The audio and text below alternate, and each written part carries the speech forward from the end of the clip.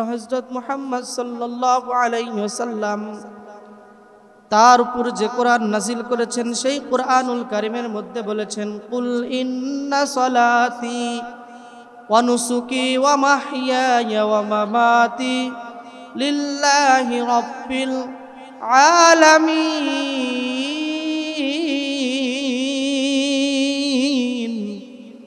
আল্লাহ রাব্বুল আলামিন বলেন, হে বান্দা, তোমাদের যে নামাজ, তোমাদের যে সালাত, তোমাদের যে রোজা, তোমাদের যে হজ, তোমাদের যে কোরবানি একমাত্র আমি আল্লাহ রাব্বুল আলামিনের জন্যই যেন হয়ে যায়।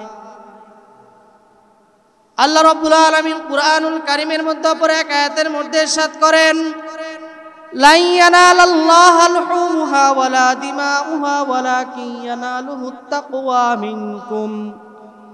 আল্লাহ রাব্বুল আলামিন এই দুনিয়ার ভিতরে যে কুরবানি আছে, কুরবানি, এই কুরবানির কতটুক এক টুকরা গোশত নেয় না, রক্ত নেয় না, কোনো কিছুই নেয় না, শুধু নেয় বান্দাদের তাকওয়া মিনকুম, বান্দাদের তাকওয়া। যে বান্দা তার অন্তরের কতটুক খালেস নিয়ত, কতটুক অন্তরকে পাক করে পরিষ্কার করে তাকওয়াবান হয়ে নিয়ত করে একমাত্র আমি আল্লাহ রাব্বুল আলামিনের জন্য কোন বান্দা কুরবানি দেয়, এই নিয়তে এই পরীক্ষার জন্যই বান্দাদের জন্য বান্দাদেরকে হযরত ইব্রাহিম আলাইহিস সালাতু ওয়াস সালামের সুন্নাত মোতাবেক তার যে ইসমাঈল আলাইহিস সালাতু ওয়াস সালামকে যে কুরবানির জন্য নিয়ে গিয়েছিলেন কুরবানি দেওয়ার জন্য, এই সুন্নতকে, এই পরীক্ষাকে এত ভালোবেসে আমাদের জন্য এই কুরবানির বিধান রেখে দিয়েছেন। কুরবানির ইতিহাস অনেক বড়, আমরা সকলেই জানি কি জানি না। তারপরেও প্রত্যেক বছরের ন্যায় যদি একটু মনে না করে দিই তাহলে সে মনে হয় না।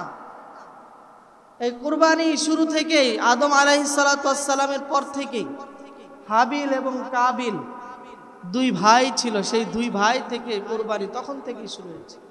পূর্বের জামানায় ছিল যে কুরবানি যদি কবুল হয় তাহলে সেটা আল্লাহ তাআলার উপর থেকে আগুনের একটা গোলা অথবা আল্লাহ তাআলা উঠায় নিয়ে যেত যে কোনো একটা মাধ্যমে।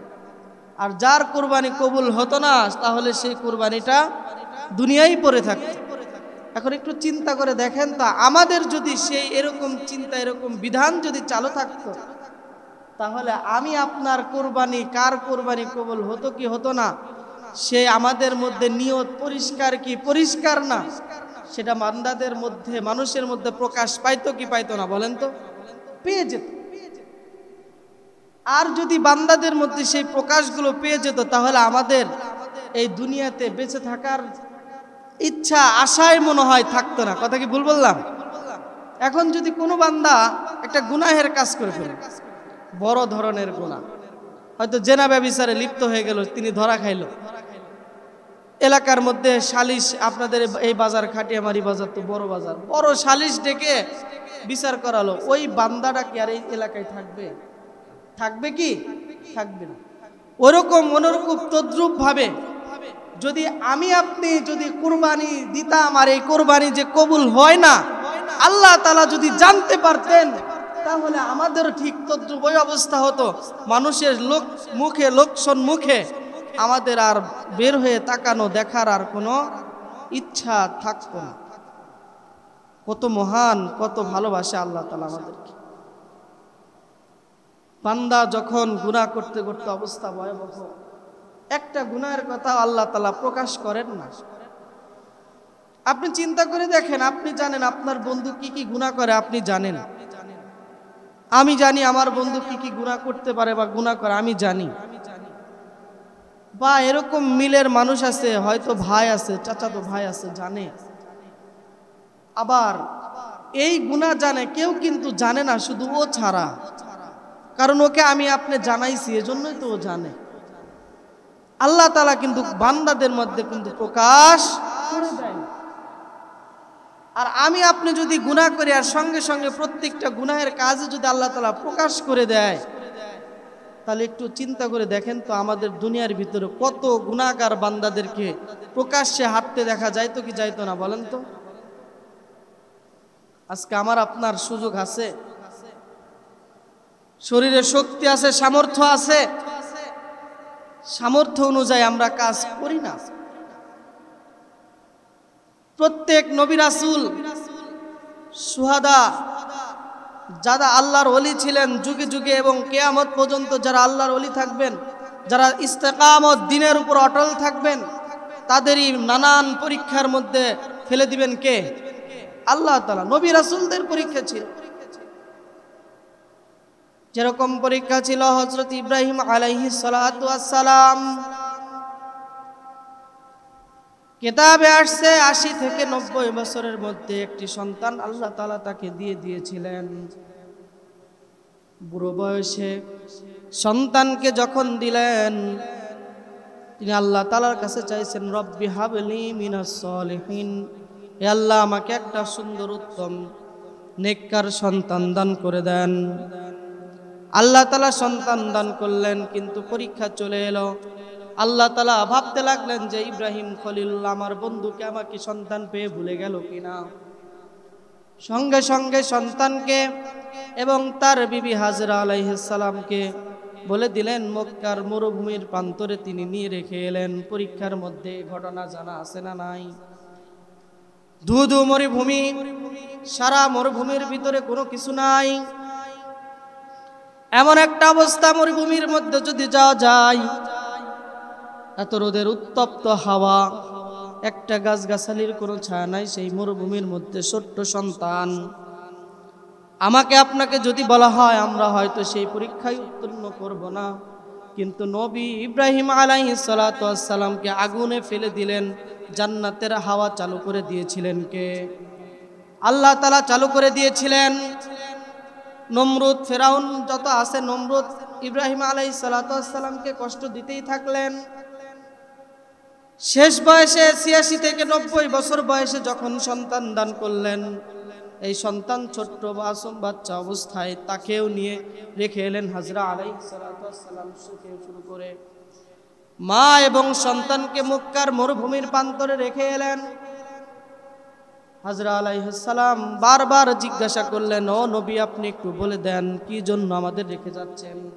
আমি তো আপনার কাছে বিন্দু পরিমাণও কোনো অপরাধ করি নাই, যে অপরাধের কারণে আপনি আমাকে শাস্তি দিয়ে যাচ্ছেন। আমি যদি অপরাধ করি, আমার সন্তান কি অপরাধ করলো? আমার সন্তানও তো কোনো অপরাধ করে নাই। আপনি আল্লাহ রাব্বুল আলামিনের কাছে ক্রন্দনরত অবস্থায় কান্না করতে করতে সন্তান চেয়েছেন, আল্লাহ তাআলা আপনাকে সন্তান দিয়েছে। এই সন্তানকে এই মরুভূমির প্রান্তরে সামান্য একটু খাবার, সামান্য একটু পানি রেখে যাচ্ছেন, কে আমি কিভাবে থাকব? সঙ্গে সঙ্গে হাজরা আলাইহিস সালামের মাথার মধ্যে, জেহেনের মধ্যে চলে এলো, আমার স্বামী ইব্রাহিম আলাইহিস সালাম, তুই ইব্রাহিম খলিলুল্লাহ আল্লাহ তাআলার বন্ধু। এই বন্ধু আল্লাহ তাআলার হুকুম ছাড়া তো কোনো কাজ করেন নাই। শুধুমাত্র এইটুকু কথা জিজ্ঞাসা করলেন, ওগো স্বামী আপনি একটু এইটুকু বলে যান, আপনি যা করছেন আল্লাহ রব্বুল আলামিনের হুকুমে করছেন নাকি করেন নাই? তিনি বলেছেন, বুকের ভিতরে কষ্ট চাপা দিয়ে আছে, এত কষ্ট, এতদিন পরে আল্লাহ তাআলা সন্তান দিল, তারপরে সন্তানকে রেখে যেতে হবে। আল্লাহ রব্বুল আলামিনকে যখন আল্লাহ তাআলা যখন তাকে এই কথা বললেন, হাজরা আলাইহিস সালাম জিজ্ঞাসা করার সাথে সাথে অবশ্যই বলে আল্লাহ তাআলার দিকে আঙ্গুল, শাহাদাত আঙ্গুল দেখালেন।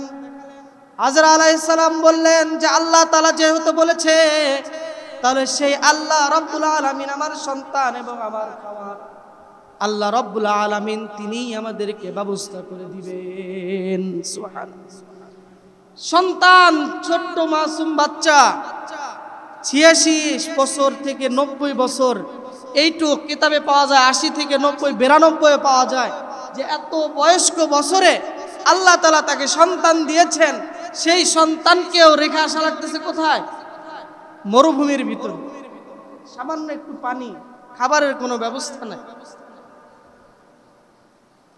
মা হাজরা আলাইহিস সালাম সাফা মারওয়া বারবার দৌড়াইতে লাগলেন পানির জন্য। এতবার আল্লাহ রব্বুল আলামিন কে ডাকলেন এবং ক্রন্দন করলেন। এই কষ্টের ভিতরে সাফা মারওয়া যখন দৌড়াদৌড়ি করলেন, আল্লাহ রব্বুল আলামিনের কাছে এত খুশি হয়েছেন, এত পছন্দনীয় হয়েছে যে কিয়ামত পর্যন্ত যত সাহেব হাজী সাহেবরা হজ করতে যাবে, তাদের ওই সাফা মারওয়া দৌড়ানো তাদের জন্য ওয়াজিব করে দিয়েছে। হজে যাবেন, সাফা মারওয়া সাই দৌড়াদৌড়ি করা কি, এটা কি ওয়াজিব, ওয়াজিব করে দিয়েছেন। এই আমলকে চালু করে দিয়েছেন কিয়ামত পর্যন্ত। এত পছন্দ হয়েছে কিয়ামত পর্যন্ত, যতদিন হজিরা হাজি সাহেবরা ওখানে হজ করতে যাবেন, এই কাজ না করলে তার হজ হবে কি? কত পরীক্ষা দিয়েছেন, কত কষ্ট করেছেন নবী রাসূলগণ। আর আমরা কি করি একটু বলেন? সামান্য ন্যূনতম অসুস্থ হলে, ঠান্ডা লাগলে, জ্বর আসলে আমরা আল্লাহ তাআলার কাছে কত কৈফিয়ত নিয়ে যাই। সন্তান অসুস্থ, আল্লাহকে কত কথা বলি। সন্তান দেওয়ার মালিক কে? জোরে বলেন, সন্তান মালিক দেওয়ার মালিক কে? অসুস্থ দেওয়ার মালিক কে? সুস্থতা দেওয়ার মালিক কে? রিজিক দেওয়ার মালিক কে? এত টেনশন কিসে? আল্লাহ তাআলা নিজেই যদি সবকিছুর মালিক হয়, এই বিশ্বাস যদি থাকে, তাহলে রিজিক নিয়ে এত টেনশন কেন? যদি এই বিশ্বাসটাই থাকে যে যাবতীয় সবকিছুর মালিক তো আল্লাহ, এই বিশ্বাস যদি না থাকে, তার ঈমান থাকবে কি? তার কিন্তু ঈমান থাকবে না। এই বিশ্বাস যদি থাকে যে যাবতীয় সবকিছুর মালিক একমাত্র আল্লাহ তাআলা, তার সৃষ্টি মাখলুকাত, গাছে পানির প্রয়োজন আল্লাহ তাআলা ব্যবস্থা করেন। গাছ কাটেন, দেখেন গাছ কি ভিজা নাকি শুকনা হবে? ভেজা হবে না। গোড়ায় কি কোনো পানি দেন? আপনি দিছেন? তাহলে সেই পানির ব্যবস্থা করছেন কি? একসাথে গাছ, কাঁঠাল গাছ, আম গাছ, কাঁঠাল বড় বড়, আম ছোট ছোট, একই পাশের একই বাগানের আম গাছ, এক গাছের আম চুকা আর এক গাছের আম মিষ্টি। পুরা আম গাছ ফাটান, একটা আম কি পাবেন? একটা আম পাবেন? এক বছর আম ধরতেছে আর এক বছর আম ধরে না। এক বছর আম ধরতেছে আর এক বছর আম ধরে না। কে দেয় আর কে দেয় না? আল্লাহ তাআলা দেন। এই জন্য চলে গেল রমজান মাস, চলে গেল শাওয়াল মাস, আসতেছে জিলকদ মাস চলতেছে, তারপরে আসতেছে হজ। লা ইয়ানালাল্লাহু লুহুমুহা ওয়ালা দিমাউহা ওয়ালাকিন ইয়ানালুহুত তাকওয়া মিনকুম। আল্লাহ তাআলা গোশতও চায় নাই, রক্তও চায় নাই, পশুও চায় নাই, কোনো কিছুই চায় নাই। তিনি চাইছেন অন্তরের তাকওয়া, আল্লাহর ভয় এবং নিয়তকে চাইছেন আল্লাহ রাব্বুল আলামিন। আমি আপনি যদি নিয়ত করে থাকি ভালোভাবে আল্লাহ তাআলার কাছে যে আল্লাহ, আমি কুরবানি আমাদের জন্য ওয়াজিব করে দিয়েছেন, আমি নেশাব পরিমাণ সম্পদের মালিক আছি, এক বছর অতিক্রম হওয়া লাগবে না, আমার উপর কুরবানিকে ওয়াজিব করে দিয়েছেন, আমি আল্লাহর রাস্তায় কুরবানি দেব। নিয়ত করতে পারবেন তো ইনশাআল্লাহ? এখন আপনি চিন্তা করেন যে কুরবানি যদি আমি আপনি দেই, আর এই কুরবানি যদি নিয়ত আল্লাহর জন্য করি, তাহলে মনে হয় গরু, বড় গরু কিনে আনলে ছোট হয়ে যাবে নাকি? এরকম কিছু হবে কি? মনে হয় যে গরু গোস্ত 1 কেজি কম পাবো, বা ছাগল কিনতে গেলে ঠকে আসবো, এরকম হবে কি? আল্লাহ তাআলার জন্যই যদি করা হয়, তাহলে আমরা আল্লাহ তাআলা আমাদের দাওয়াতের জন্য ব্যবস্থা করে রেখেছে। সর্বপ্রথম যে বললাম, হাবিল আর কাবিলের যে ঘটনা ছিল, দুইজনই কোরবানি দিলেন। কোরবানি দেওয়ার সাথে সাথে তার দুম্বার গোস্ত আল্লাহ তাআলা হাবিলের কোরবানিকে কবুল করে নিলেন। আসমান থেকে একটা আগুনের স্তূপ এসে সেটা জ্বালায়া নিয়ে গেলেন। আর যে কোরবানি কাবিল যে কোরবানি দিল, সেই কোরবানি মরুভূমির ভিতরে, মাঠের ভিতরে পড়েই থাকলো। কাবিলের আরো জিদ হলো, ভাইকে খুন করলো, হত্যা করলো। কিয়ামত পর্যন্ত যতগুলো খুন হত্যা হবে, তার গুনাহ সদকাতুল জারিয়া হিসেবে তার আমলনামায় চলে যাবে। আপনি গুনাহ চালু করে গেলেন, এই গুনাহ যতদিন এই গুনাহের কাজ থাকবে, ততদিন আপনার কবরেও যাইতে থাকবে। এজন্য কোন গুনাহের কাজে, মান আহাব্বা লিল্লাহ, কাউকে ভালোবাসে একমাত্র আল্লাহ তাআলার জন্য, ওমান আবগাদা লিল্লাহ, আল্লাহর জন্যই কাউকে ভালোবাসবো না, ওয়ামানা আলিল্লাহ, আল্লাহ তাআলার জন্যই দান করব, ফাকাদ ইস্তাকমালাল ঈমান, আবার আল্লাহ তাআলার জন্যই কি করব? দান করা বাদ দিব। তার মানে কি বোঝা গেল? মুমিনরা ইসলামের শরীয়তে কাদেরকে দান করা যাবে আর কোন রাস্তায় দান করা যাবে না, সেটা মুমিনদের জানতে হবে এবং জানা অত্যন্ত জরুরি। আজকে আসছে আপনার এলাকায় যাত্রা প্যান্ডেল হবে, গানের আয়োজন হবে, আপনি টাকার জন্য আসছে, আপনার কাছে দিয়ে দিলেন, সদকাতুল জারি হয়ে গেল নাকি? গুনাতুল জারিয়া হয়ে গেল। কি হয়ে গেল? গুনাতুল জারিয়া হয়ে গেল। সিনেমা হল নির্মাণ করবে, আপনি টাকা দিলেন, দেওয়া যাবে কি? গুনাহের কাজ, গুনাহের পরিবেশ। একটা ক্লাব ঘর নির্মাণ করবে, টিভি সিডি কিনবে, সেখানে আপনি টাকা দিলেন, দেওয়া যাবে কি? যাবে। এই জন্য ভালোবাসতে হবে একমাত্র কার জন্য? আল্লাহ তাআলার জন্য। পৃথিবীতে, দুনিয়াতে একমাত্র আল্লাহর জন্য ছাড়া অন্য কারোর জন্যই ভালোবাসা হারাম। সেটা হোক স্বামী স্ত্রীর ভালোবাসা, হোক মা বাবার ভালোবাসা। ভালোবাসা একমাত্র আল্লাহ তাআলার জন্যই ভালোবাসতে হবে। তাহলে কোথায় ছিলাম? হযরত ইব্রাহিম আলাইহিস সালাতু ওয়াস সালাম কত বছর বয়সে সন্তান পেলেন? 80 থেকে 90, 86 বেশিরভাগ কিতাবে আসছে। 80 থেকে 90 বৃদ্ধ অবস্থায়। 80 বছরের বয়স কি এখানে কি কেউ আছে কি? আছে কি? নাই, হয়তো কিছু কম আছে। কারণ এখনকার সময় তো 80 বছর পর্যন্ত যায় না, তার আগেই তো পেজের খেতে, নাকি? ভুল বললাম? বর্তমানে হঠাৎ মৃত্যুই বেশি। ইদানিং আরো দেখা যাচ্ছে অল্প বয়সী মানুষই মৃত্যুবরণ বেশি করতেছে। আল্লাহ তাআলা সকলকে হেফাজত করেন, সকলে আল্লাহুম্মা আমিন। এবং হঠাৎ মৃত্যু থেকে আল্লাহর নবীও পানা চাইছেন। অসুস্থ হইলেন একটু, আল্লাহ তাআলাকে ডাকতে থাকলেন, অবস্থায় মৃত্যুবরণ করলেন। কোথায় যাবেন? জান্নাতে চলে যাবেন। আবার এমন এমন একটা অবস্থা হবে, হঠাৎ করে আপনি রোড অ্যাক্সিডেন্ট অথবা স্ট্রোক করে মারা গেলেন, আল্লাহ তাআলার নামটা নেওয়ার সময় হলো না। এই জন্য আল্লাহর নবী হঠাৎ মৃত্যু থেকে পানা চাইছে। আল্লাহর পয়গম্বর ইব্রাহিম আলাইহিস সালাতু ওয়াস সালাম সন্তান এবং স্ত্রীকে মক্কার মরুভূমির মধ্যে রেখে আসলেন। বারবার সাফা মারওয়া হাজরা আলাইহিস সালাম যখন অতিক্রম করলেন, কোনো পানির কোনো ঠিকানা পাইলেন না। আল্লাহ রাব্বুল আলামিন ইসমাইল নবীকে যখন উপর থেকে ইলহাম করলেন যে তোমার পায়ের গোছা দ্বারা তুমি একটা বাড়ি মারো মাটির ভিতরে, সঙ্গে সঙ্গে বাড়ি মারলেন আর পানির ফোয়ারা চলে এলো। আজও এবং কিয়ামত পর্যন্ত গ্যালনকে gallon, lakh lakh million million gallon পানি সেখান থেকে বের হচ্ছে, বিন্দু পরিমাণ কোনো পানির অভাব হচ্ছে না। এই যে হজে গেছে, হজের মৌসুমে হাজী সাহেবরা সেই জমজমের পানি এলাকায় এলাকায় নিয়ে আসে কি নিয়ে আসে না বলেন তো? ওখানকার পানি খাচ্ছে, গোসল দিচ্ছে, কিন্তু ওই পানির কি হয় না? শেষ হয় না। এমনকি হাদিসে আসছে, কিতাবে আসছে, এই পানি যদি পশ্চিম দিক দাঁড়ায় থাকে, কেউ কোনো কিছু নিয়ত করে পানি পান করে, আল্লাহ তাআলা তাকে সেই যে নিয়ত করবে ভালো নিয়তগুলো আল্লাহ তাআলা কবুল আর মঞ্জুর করে নেবেন। সকলে আল্লাহুম্মা আমিন। এখন আমি যদি, আপনি যদি একটা চিন্তা করি যে একটা পাথরের টুকরা নিয়ে আল্লাহ তুমি এটা সোনা বানায় দাও, দিবে কি? এটা কি পাগলের কাজ কাম না? শবে বরাতের রাতে একটা ঘটনা আছে, সময় কম বলবো না ঘটনা, তারপরে বলি। শবে বরাতের রাতে হুজুরের থেকে শুনছে যে আল্লাহ তাআলা আজকে যা চামু তাই দিব। মাঠের মধ্যে গেছে, উজু গোসল করে, উজু টুজু করে, নামাজ পড়ে দাঁড়াইছে। নামাজ পড়ে আল্লাহ তাআলা কাছে দুইটা পাথরের মাটির দলা নিয়ে যে আল্লাহ তুমি সোনা করে দাও। সকালবেলা এই হুজুর মিথ্যা কথা বলে, আমি আল্লাহর কাছে এত ভালো করে চাইলাম যে মাটিটা সোনা হয়ে যাবো, তা তো হইল না। কথা কি বুঝে আসছে? এরকম অহেতুক অবাস্তব কিছু চাইলে কি আল্লাহ তাআলা দিবেন? দোয়া তিনটি উপায়ে কবুল হয়। কয়টি উপায়ে? তিনটি। যে আল্লাহ তাআলার কাছে চাইলেন, আল্লাহ তাআলা সরাসরি কবুল আর মঞ্জুর করে নেন।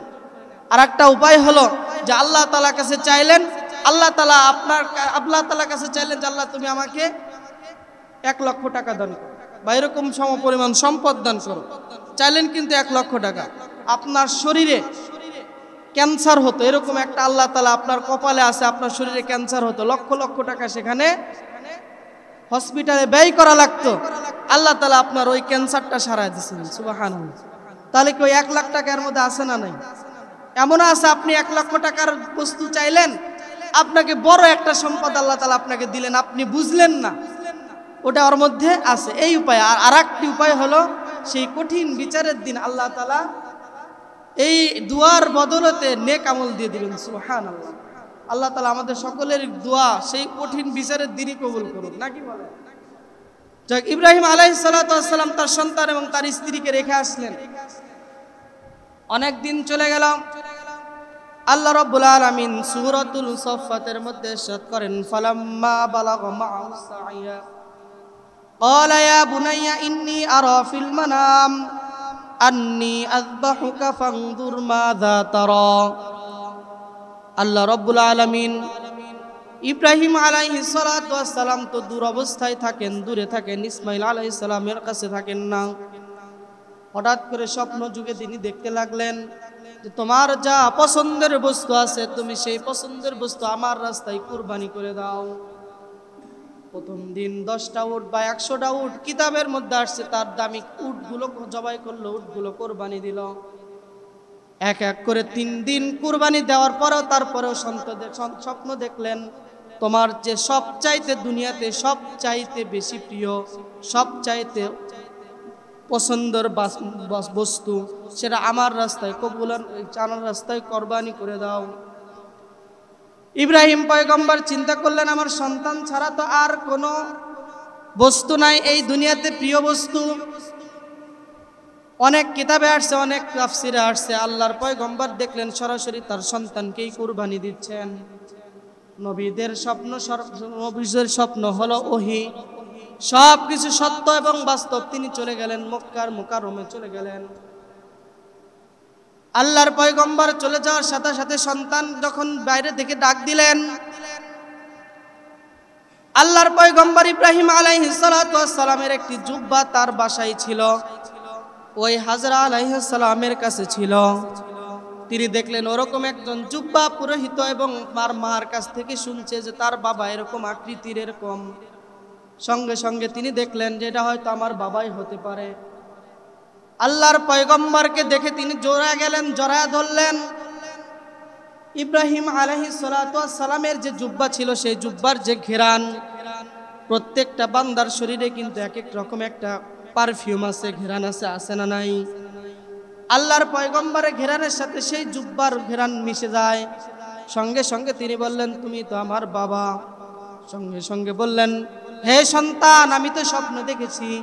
ফালাম্মা বালাগা মাআহু সাইয়া, কিতাবে আসছে, কোরআনে আসছে, আল্লাহর পয়গম্বরের সন্তান ইসমাঈল আলাইহিস সালাতু ওয়াস সালাম যখন তার কাজ করার মতো সামর্থ্য হয়েছে, কাজ করার মতো বয়স হয়েছে, তখন তিনি বললেন যে সন্তান আমি তো দেখেছি যে তোমাকে আমি কুরবানি দিচ্ছি। সন্তান সঙ্গে সঙ্গে বলল হে আল্লাহর পয়গম্বর, হে আল্লাহর নবী, আমার পিতা, আপনাকে স্বপ্নের মাধ্যমে যে আদেশ দেওয়া হয়েছে আপনি আদেশটি করে নেন। সাতাজিদুনি ইনশাআল্লাহু মিনাস সাবিরিন, অবশ্যই আমি ধৈর্য সহকারে, আমি ধৈর্যের বান্দা হয়ে যাব। কত কঠিন পরীক্ষা একটু চিন্তা করেন যে সন্তানকে মরুভূমির ভিতরে রেখে চলে গেল। স্বপ্নে যুগে দেখলেন তার সন্তানকে কুরবানি দেওয়া লাগবে, সঙ্গে সঙ্গে তিনি চলে আসলেন, কোনো কথা নাই, কুরবানির কথা তাকে জানালেন। কে পরীক্ষা দিয়েছেন? কে? আল্লাহ তাআলা পরীক্ষা দিয়েছেন। উত্তীর্ণ করবেন কে? হযরত ইব্রাহিম আলাইহিস সালাম।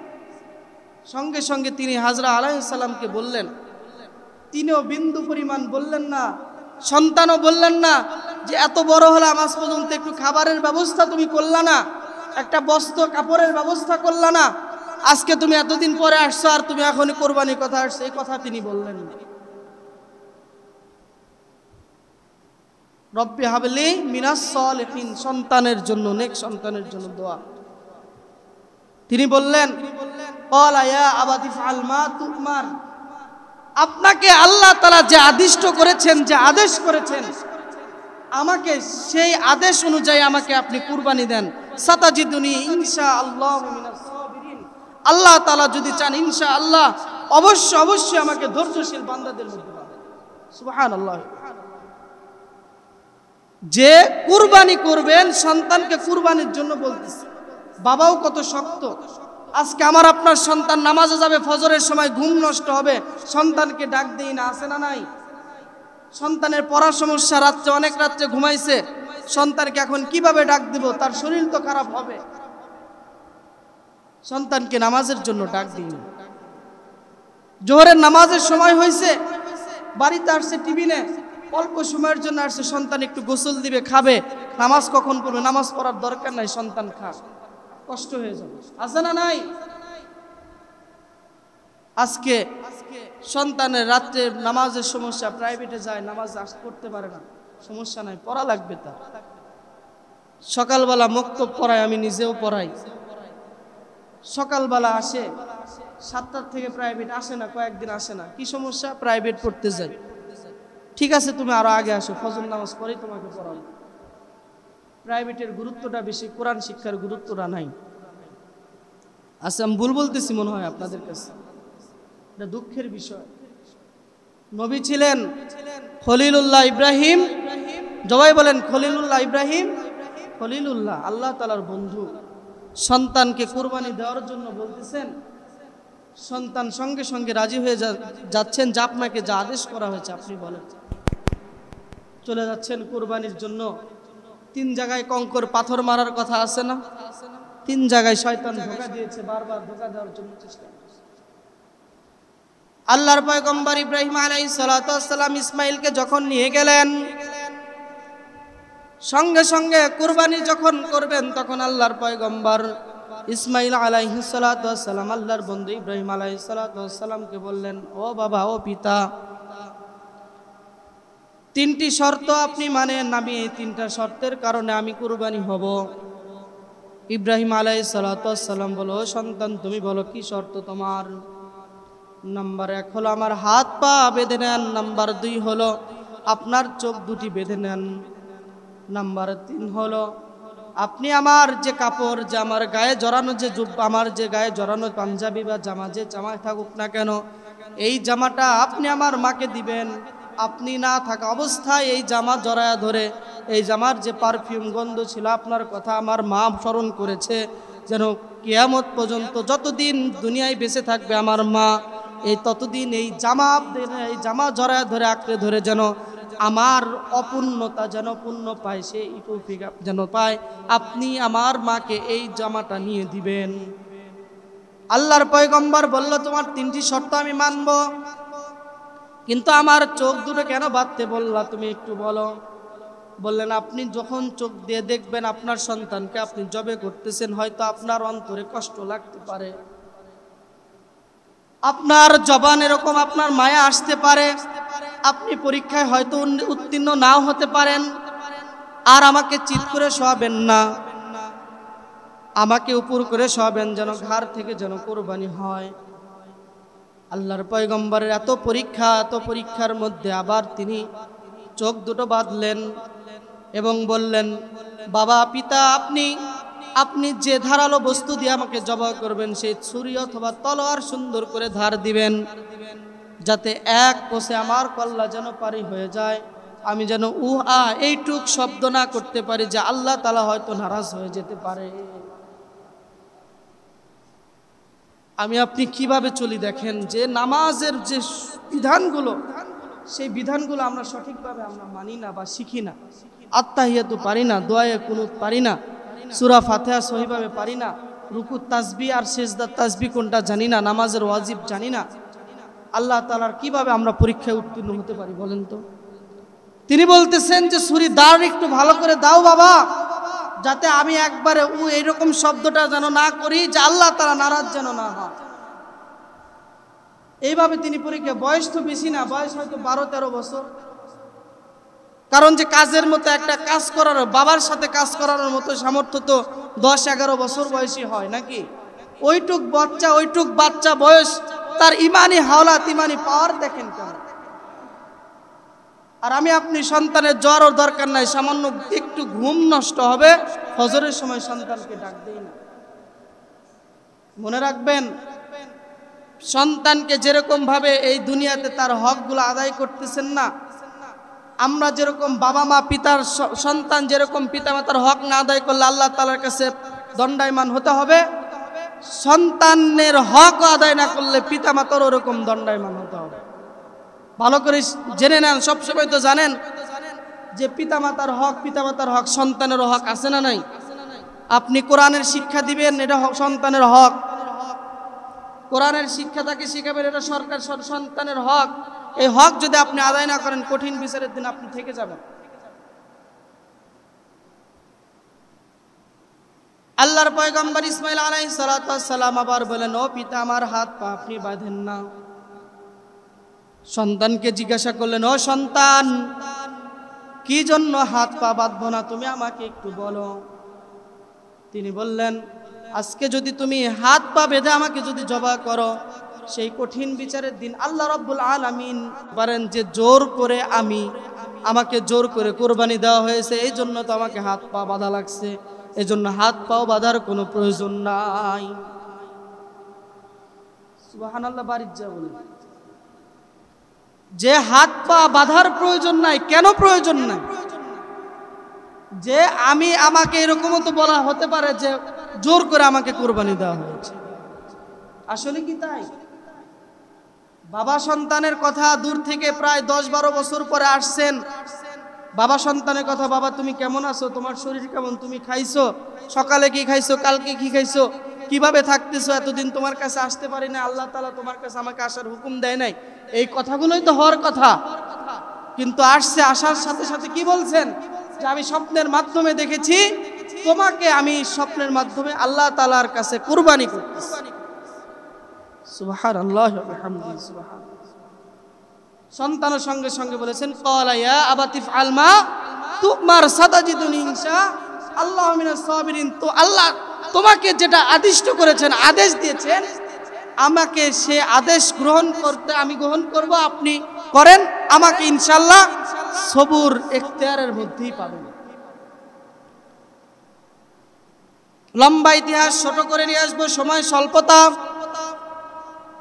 আল্লাহর পয়গম্বর যখন জবে করতে যায়, আসমান জমিন কাঁপতেছে, ফেরেশতারা কান্না করতেছে যে আল্লাহ, আখিরি জামানার শেষ পয়গম্বর হযরত মুহাম্মদ সাল্লাল্লাহু আলাইহি ওয়াসাল্লাম ইসমাঈল আলাইহিস সালামেরই তো বংশধর হবে, আজকে যদি সে কুরবানি হয়ে যায় তাহলে এর পরের অবস্থা কি হবে?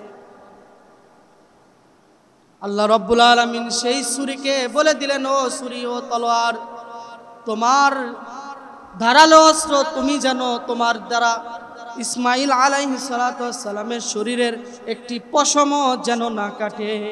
সুবহানাল্লাহ। ছুরিকে বলে দিলেন যে সামান্য একটা পশমও যেন না কাটে। ইব্রাহিম আলাইহিস সালাতু ওয়াস সালাম বারবার ফেসানোর কারণে যখন কুরবানি হয় না, সেই তলোয়ারটা যখন ছুঁড়ে ফেললেন, এক পাথরের উপর পড়লো, পাথর ভাগ হয়ে দুইটা হয়ে গেল। ফেরেশতাকে বলল, ফেরেশতা জিবরাইল আলাইহিস সালাতু ওয়াস সালামকে বলল, তুমি দৌড়া যাও, জান্নাত থেকে একটি দুম্বা নিয়ে ইসমাঈল আলাইহিস সালাতু ওয়াস সালামের কাছে দাও, যেন এই দুম্বা কুরবানি হয়ে যায়। আবার যখন ছুরি নিয়ে ফ্যাস মারলেন, সঙ্গে সঙ্গে কুরবানি হয়ে গেলেন। চোখ দুইটা খুলে দেখেন যে ইসমাঈল আলাইহিস সালাতু ওয়াস সালামের কাছে দুম্বা কুরবানি হয়ে গিয়েছে। সঙ্গে সঙ্গে বাবা পুত্র দুইজনই সিজদায় অবনীত হলেন, আল্লাহ তাআলার কাছে বললেন, আল্লাহ, এটাও যে আপনার এত বড় পরীক্ষা ছিল আমি জানতে পারি নাই, বুঝতে পারি নাই, এরপরেও যদি এই পরীক্ষার মধ্যে সামান্যতম বিন্দুতম জাররা পরিমাণ যদি কোনো পরীক্ষার মধ্যে যদি আমি কোনো ভুল করে থাকি, আপনি আমাদেরকে মাফ করে দিয়েন। সুবহানাল্লাহি ওয়া বিহামদিহি সুবহান। এত কিছু করার পরেও আল্লাহ তাআলার কাছে কি বলতেছেন যে এরপরেও যদি জাররা পরিমাণ যদি আমাদের কোনো ভুল থাকে, ত্রুটি থাকে, আল্লাহ আপনি আমাদেরকে মাফ করে দিন। সেই কুরবানির সুন্নাত কিয়ামত পর্যন্ত আছে না নাই? এই সামনে কুরবানি আসতেছে, অনেকে ভাবতেছেন প্রতিবার তো কুরবানি দেই, এবার কি করি, নিয়তের মধ্যে গরমিল। আবার কুরবানি না দিলে মানুষ কি বলে, মেয়ে বিয়ে দিছি নতুন, বিয়ে বাড়ির মানুষ কি বলবে, না কুরবানি দেওয়াই লাগবে। তাহলে কি আল্লাহর জন্য হলো না বিয়ের জন্য হলো? আল্লাহর জন্য হলো না বিয়ের জন্য হলো? কুরবানি গরু দিয়েই দেওয়া লাগবে, ছাগলের গোশত তো খাইতে পারি না, কার জন্য হলো? খাওয়ার জন্য হলো না? আমি যদি বলি, আমি গতকালকে এই বাসবারে কথা বলছি বাড়িতে, যে এবার ছাগল নিয়ে আসবো, বা আবার হঠাৎ করে বলতেছে ছাগলের গোশত তোমার ভাই খায় না, বললাম তাহলে নিয়তের মধ্যে মনে হয় সমস্যা আছে। নিয়তের মধ্যে কি আছে? সমস্যা আছে। মা সকালে বলতেছে তোমার যা ইচ্ছা তাই নিয়ে। কথা কি বুঝে আসছে? যদি গরুর কাছে ছাগল দিতে যদি জাররা পরিমাণ যদি চিন্তা হয়, মনে করবেন নিয়তের মধ্যে ঠিক নাই। বুঝে আসছে কি কথা? ভাগে দিতে পারতেছেন না, ভাগে সমস্যা। কার সাথে কুরবানি দিব হুজুর, পারতেছি না, ছাগল দাও। ছাগলের কি বিধান নাই? আর যদি ভাগে আমরা যদি দেই, গরুই যদি কুরবানি দেই, ঠিক আছে দিব, কিন্তু প্রত্যেকটা মানুষের নিয়ত সঠিক হওয়া লাগবে। কি হওয়া লাগবে? সঠিক হওয়া লাগবে। যদি একজনের মধ্যে একটু উল্টা থাকে, পুরা কুরবানিটাই বরবাদ, কারো কুরবানি হবে না। কুরবানির নিয়ত অত্যন্ত কঠিন। এই জন্যই কঠিন, তারা কিভাবে নিয়ত করেছিল, আল্লাহকে কিভাবে রাজি খুশি করছিল, ইব্রাহিম আলাইহিস সালাতু ওয়াস সালাম। আর আমাদের জন্য তো কি করছেন, দাওয়াতের ব্যবস্থা করেন নাই। আল্লাহর জন্য কোরবানি করলে কি গোশত কম পাবো না বেশি পাবো, না সমানই পাবো? সমানই পাবো না? আর যদি গোশত খাওয়ার জন্য যাই তাও যা তাই, শুধু লাভ হবে কি? আর লাভ হবে নাকি? লাভ হবে যে আল্লাহর জন্য করলাম, আল্লাহ তাআলার কাছে কবুল হলো। আর একটা হলো লস হলো যে আল্লাহ কবুল হলো না, শুধু গোশত খাওয়া। কুরবানি এমন একটা বিষয় যে কুরবানি যখন জবাই করা হয়, কুরবানির যে পশুর রক্ত জমিনে পড়ার আগে আল্লাহ তাআলা কবুল আর মঞ্জুর করে নেন। সুবহানাল্লাহ ওয়া বিহামদিহি। এজন্য কোনোই নাই। কিছু মানুষ ফিতা নিয়ে যায় গরু কিনতে, সিনা মাপ দিয়ে কত কিছু গোশত হবে দেখে আসে। কিছু কিছু গরুর খামার আছে যে ওজন মেপে কোরবানি গরু বিক্রয় করে। এগুলো কি খাওয়া হলো? এগুলো গোশত খাওয়ার নিয়ত হলো। কুরবানির জন্য ওজন বেশির কোনো প্রয়োজন নাই, দরকার দেশি তাজা শক্তিশালী। এখন সবাই চেষ্টা করে শক্তিশালী গরু দেওয়ার জন্যই, কিন্তু নিয়তের মধ্যে গরমিল। আর আগে ছিল যে গরু আল বতে পারে না সেই গরু দিয়ে কুরবানি। আল্লাহ তাআলা সকলকে হেফাজত করেন। আল্লাহুম্মা আমিন।